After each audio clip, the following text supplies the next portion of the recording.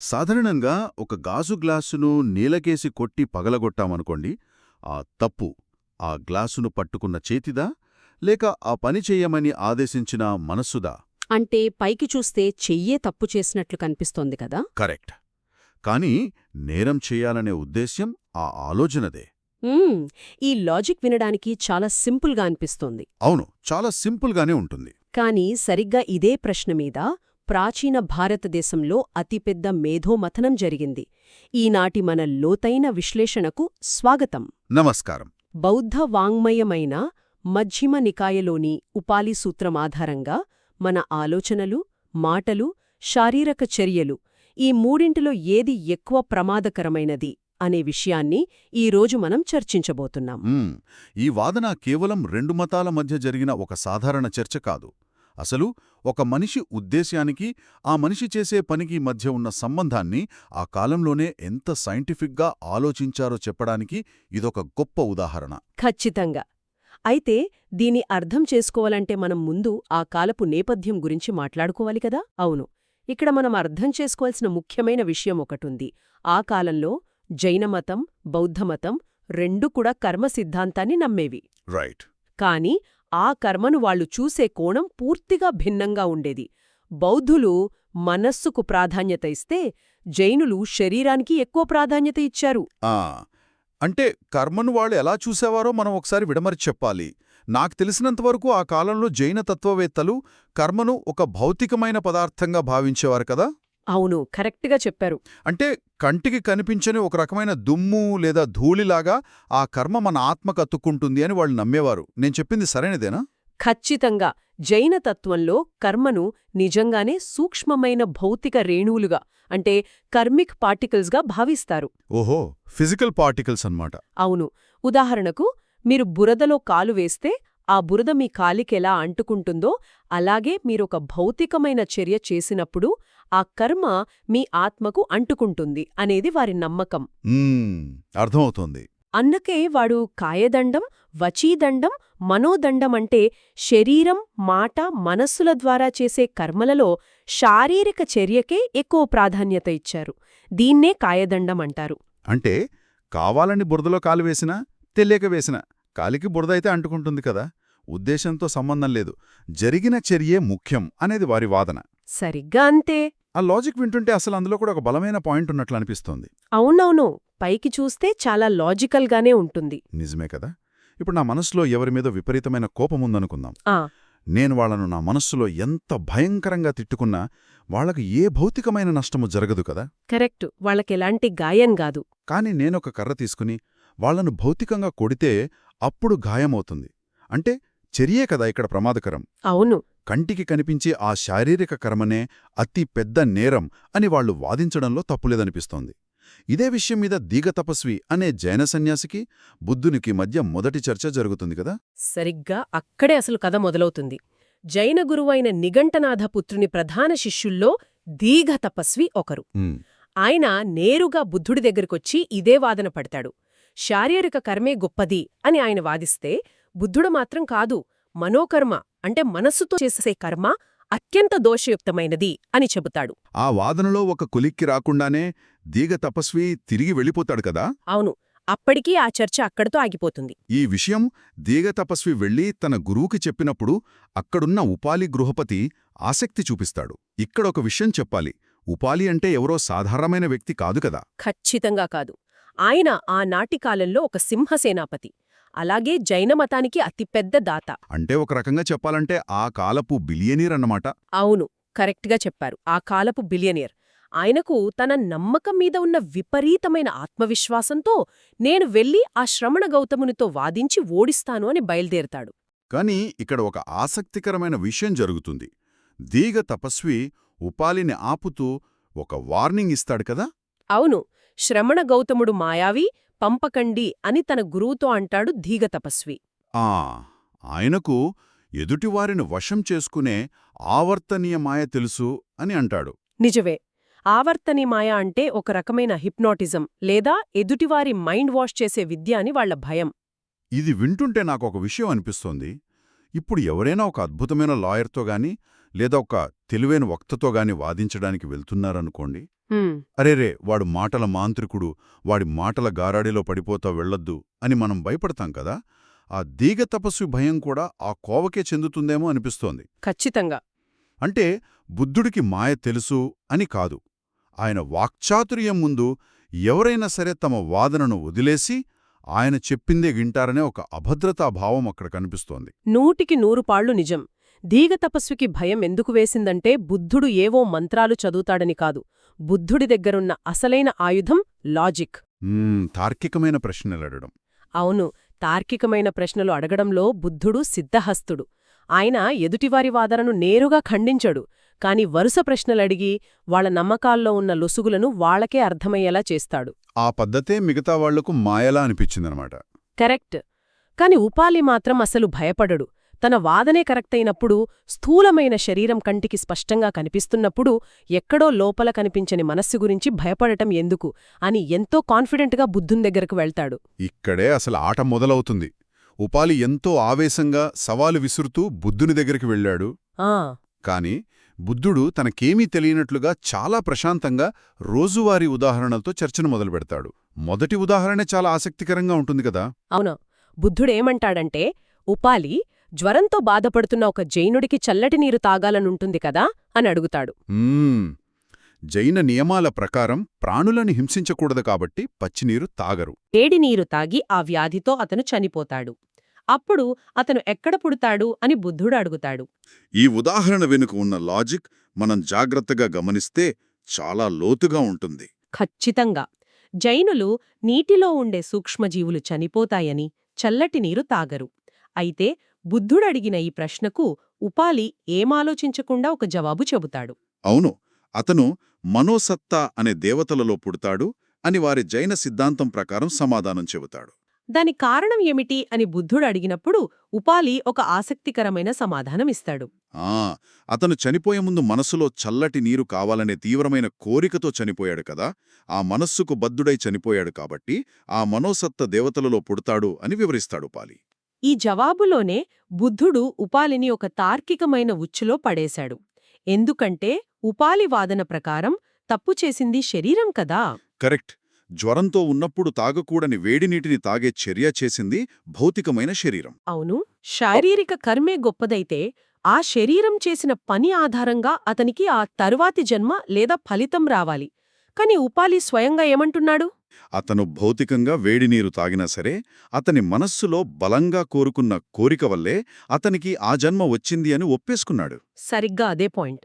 అంటే భౌతిక చర్య కంటే మానసిక ఉద్దేశం వల్లనే అతని తరువాతి జన్మ నిర్ణయించబడింది. ఒక రకంగా చెప్పాలంటే ఉద్దేశం ముందు చర్య ఓడిపోయింది. అసలు దీన్ని ఒక సైకలాజికల్ ట్రాప్ అనొచ్చు. బుద్ధుడు ఈ చిన్న ఉదాహరణ ద్వారా ఉపాలి నమ్మే సిద్ధాంతంలోనే ఒక వైరుధ్యం ఉందని చూపించాడు. ఇది వాదంలో పడిన మొదటి పగులు. అయినా సరే ఉపాలి తన వాదన వదులుకోడు కదా. లేదు, వదులుకోడు. అప్పుడు బుద్ధుడు ఇంకో ఉదాహరణ ఇస్తాడు. అహింసను అత్యంత కఠినంగా పాటించే జైన గురువులు గురించి అడుగుతాడు. వారు నడుస్తున్నప్పుడు వాళ్లకు తెలియకుండా కాలి కింద పడి చిన్న చిన్న కీటకాలు చనిపోతే దోషముందా అని అడుగుతాడు కదా. అవును. దానికి ఉపాలి ఏమంటాడంటే, తెలియక చేస్తే దోషం లేదు భంతే, కాని తెలిసి చేస్తే మాత్రం మహాదోషమవుతుంది అని సమాధానమిస్తాడు. ఇది వినగానే నాకైతే ఏమనిపిస్తుందంటే, మనం ఒక కారులో ప్రయాణిస్తున్నాం అనుకుందాం. కారు చక్రాలు ఒక పురుగు మీద నుండి వెళ్ళాయి. తప్పు ఆ చక్రానిదా?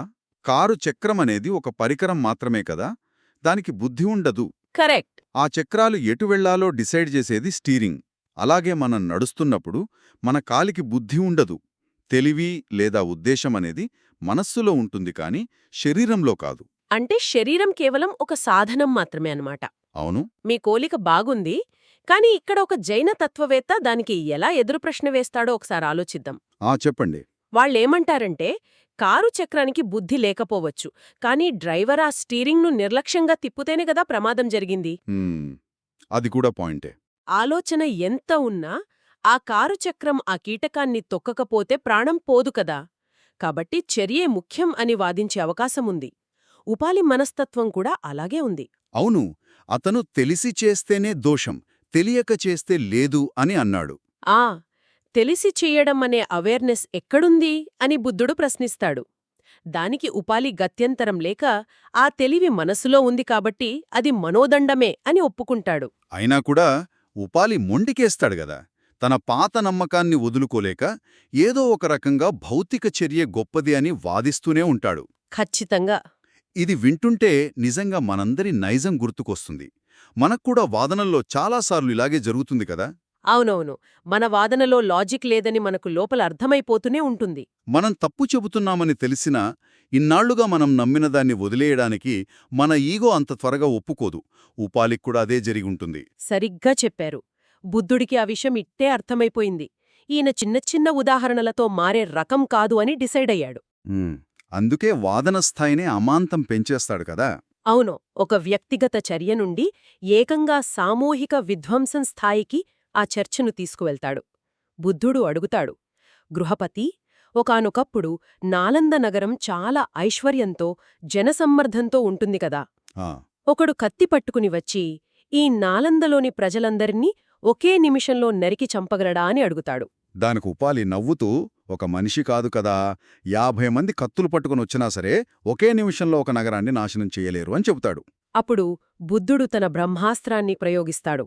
అదే ఒక గొప్ప తపోశక్తి ఉన్న సిద్ధుడు లేదా ఋషి వచ్చి మనస్సును వశం చేసుకుని ఒకే ఒక్క శాపంతో ఈ నాలందాను భస్మం చేయగలడా అని అడుగుతాడు.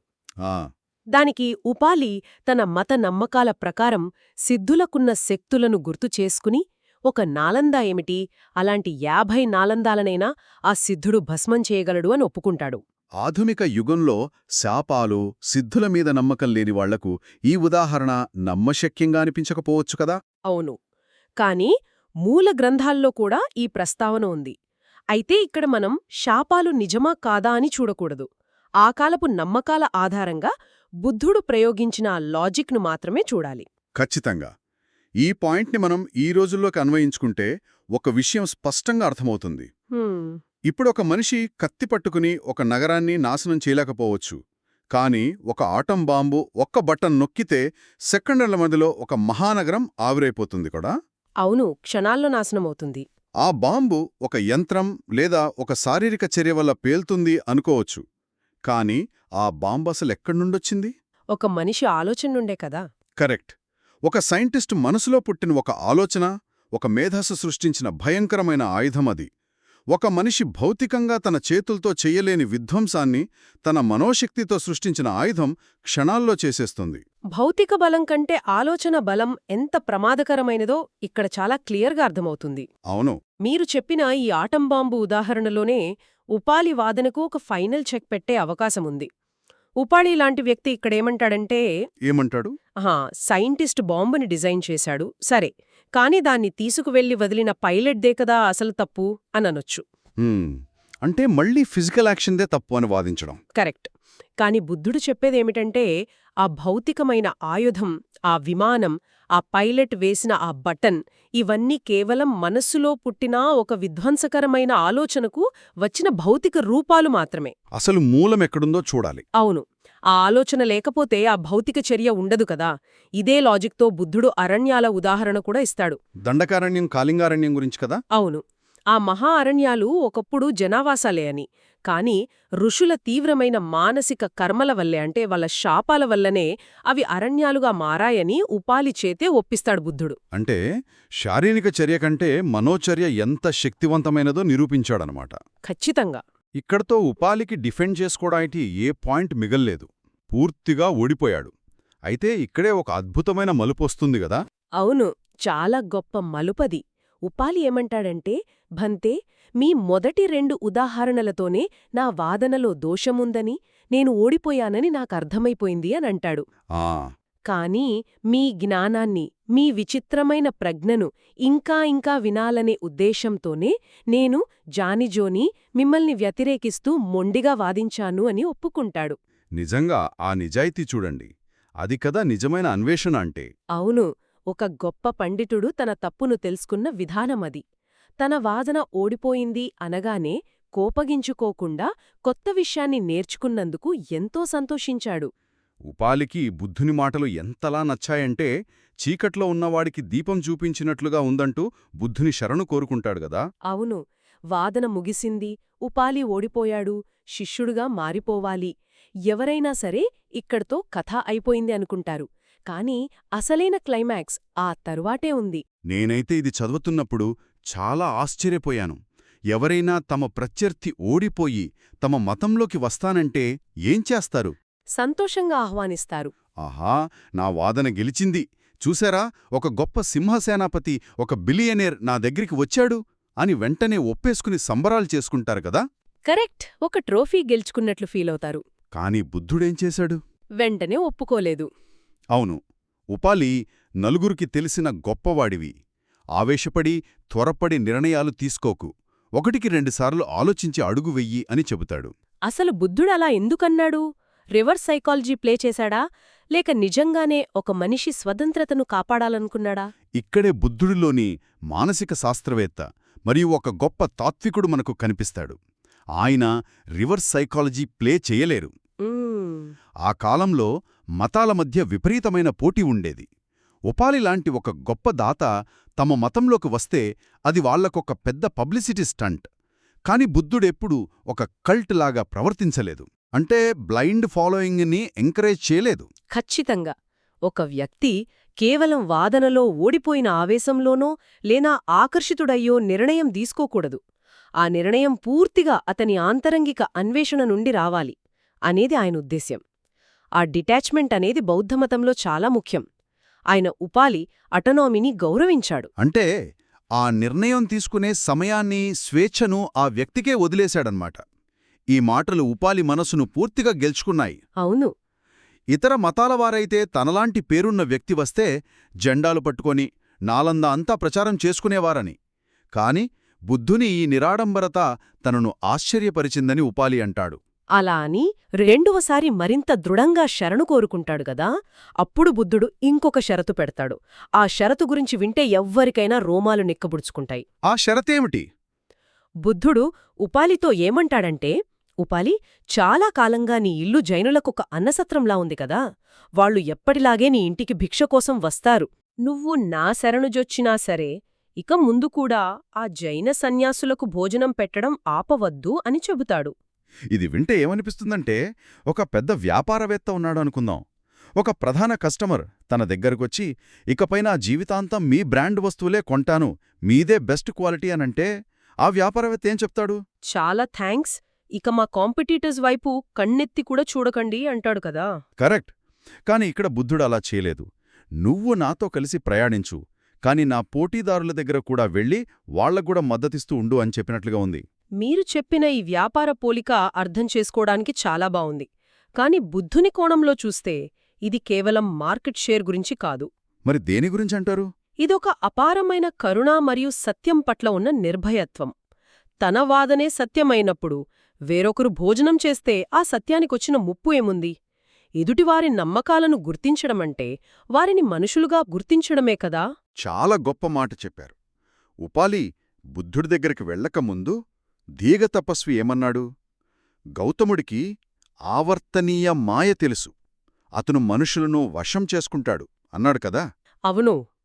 కాని బుద్ధుడు ప్రయోగించిన నిజమైన మాయ ఏంటో ఇక్కడ ఉపాలికి అర్థమైంది. అది ఎదుటివారిని అంగీకరించే విశాల దృక్పథం, స్వచ్ఛమైన ప్రేమ. ఖచ్చితంగా. ఈ షరతు విన్న తర్వాత ఉపాలి మురిసిపోయి ముచ్చటగా మూడవసారి బుద్ధుని శరణు కోరుతాడు. ఆ క్షణం నుండి జీవితాంతం బౌద్ధ ఉపాసకుడిగా మారిపోతాడు. ఈ సుదీర్ఘమైన మరియు లోతైన విశ్లేషణ ద్వారా మనం గమనించిన ప్రధాన సత్యం ఏమిటంటే, శరీరం చేసే ప్రతి పని వెనుక మనస్సు వేసే ఒక స్కెచ్ ఉంటుంది. అవును. ఉద్దేశ్యమే ఆ కర్మ యొక్క తీవ్రతను నిర్ణయిస్తుంది. అలాగే ఒక వాదనలో లేదా ఒక చర్చలో నిజమైన గెలుపు అనేది ఎదుటివారిని వాదంలో ఇరికించి ఓడించడంలో లేదు. కరెక్ట్. వారి మనస్సును ఆలోచింపజేసి వారి స్వేచ్ఛను గౌరవించి వారిలో స్వచ్ఛందమైన మార్పు తీసుకురావడంలోనే నిజమైన గెలుపుంటుంది. 100% నిజం. ఒకరి నమ్మకాలను కించపరచకుండానే వారికి కొత్త సత్యాన్ని దర్శింపజేయవచ్చు అని బుద్ధుడు నిరూపించాడు. మనస్సు ఎంత శక్తివంతమైనదో, ఆ మనస్సును పారదర్శకంగా ఉంచుకోవడం ఎంత అవసరమో ఈ ఉపాలి సూత్రం మనకు చాలా స్పష్టంగా తెలియచేస్తోంది. అవును. మన ఆలోచన అనేది ఒక విత్తనం లాంటిది. అది కాలక్రమేణా ఒక విషవృక్షంగా మారుతుందా, లేక అమృత ఫలాలనిచ్చే కల్పవృక్షంగా మారుతుందా అనేది ఆ విత్తనంలోనే అంటే ఆ ఉద్దేశ్యంలోనే ముందే నిర్ణయించబడి ఉంటుంది. చాలా అద్భుతంగా చెప్పారు. ఇక ఈ విశ్లేషణను ముగించే ముందు వినేవాళ్లందరం ఒక్క క్షణం ఆగి ఆలోచించాల్సిన విషయం ఒకటుంది. హ్మ్, మన మనస్సు, మన ఉద్దేశాలే ప్రపంచంలో అత్యంత శక్తివంతమైన సాధనాలు అని ఈరోజు మనం చాలా స్పష్టంగా తెలుసుకున్నాం గదా. అవును. అయితే మనం దైనందిన జీవితంలో మనకు తెలియకుండానే మనలో కలుగుతున్న ఆలోచనలతో, కోపంతో లేదా ద్వేషంతో మన బంధాలలో ఎన్ని దండకారణ్యాలను సృష్టిస్తున్నాం. అంటే మన చుట్టూ ఉన్న వాతావరణాన్ని నాశనం చేయడమన్నమాట. కరెక్ట్. లేదా మంచి ఆలోచనలతో, సహనంతో మన ఇళ్లలో ఎన్ని అందమైన నాలంద నగరాలను నిర్మిస్తున్నాం. మనం జిమ్కు వెళ్లి శరీరాన్ని దృఢంగా ఉంచుకోవడానికి పెట్టినంత శ్రద్ధ ఆ శరీరాన్ని నడిపించే మన ఆలోచనల నాణ్యత మీద పెడుతున్నామా? చాలా మంచి ప్రశ్న. మొదట్లో మనం పగిలిపోయిన గాజు గ్లాసు గురించి మాట్లాడుకున్నాం కదా. కంటికి కనిపించే ఆ చేతిని నిందించడం మానేసి కనిపించని ఆ ఉద్దేశంపై ఎప్పుడు దృష్టి పెడతాం? మనం మన ఆలోచనల పట్ల ఎంత స్పృహతో ఉంటున్నామనేది మనందరం ఎవరికి వారు అన్వేషించుకోవాల్సిన ఒక లోతైన విషయం. ఈ రోజుకి ఈ విశ్లేషణ ఇక్కడితో ముగిద్దాం. నమస్కారం. మరో అద్భుతమైన అంశంతో మళ్ళీ కలుద్దాం.